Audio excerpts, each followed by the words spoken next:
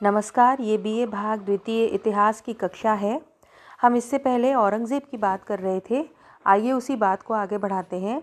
औरंगज़ेब के समय बहुत से युद्ध हुए, बहुत सी जगह पे विद्रोह हुआ। हमने जाटों के विद्रोह की बात कर ली थी और कुछ विद्रोहों की बात करी थी। आज हम सतनामियों की बात करते हैं। सतनामी कौन थे?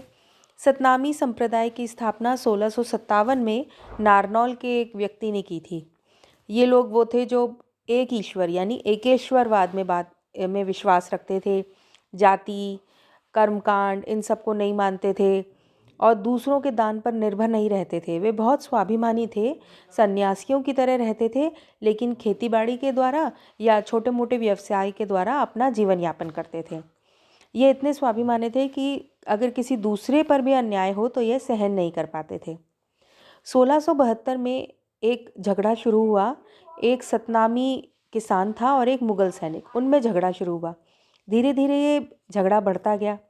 प्रोफेसर जदुनाथ सरकार कहते हैं कि झगड़े ने धार्मिक झगड़े का रूप ले लिया और सतनामी हिंदू धर्म पर औरंगज़ेब के प्रहारों के विरुद्ध एकजुट हो गए। सतनामियों ने गांवों में जाकर स्वयं भूमि कर इकट्ठा करना शुरू कर दिया, अपने थाने बना दिए, नारनौल में मस्जिदें तोड़ दी और बैराठ पर भी अधिकार कर लिया। सतनामियों के कुछ आक्रमण दिल्ली से 30-35 मील दूर तक भी किए गए।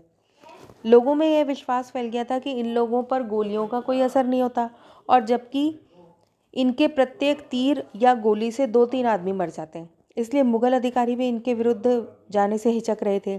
तब औरंगज़ेब अपने लोगों में आत्मविश्वास पैदा करने के लिए उसने कुछ मंत्र लिखकर अपने सैनिकों के झंडों में बंधवाया। तोपखाने के साथ एक बड़ी सेना सतनामियों के खिलाफ भेजी। सतनामियों के पास हथियार के तौर पर क्या था? केवल तलवारें, लाठियाँ, भाले, तीर, लेकिन वे बहुत ही बहादुरी से लड़े। एक तत्कालीन इतिहासकार है, तत्कालीन यानी उसी समय का एक तत्कालीन इतिहासकार है खाफी खां।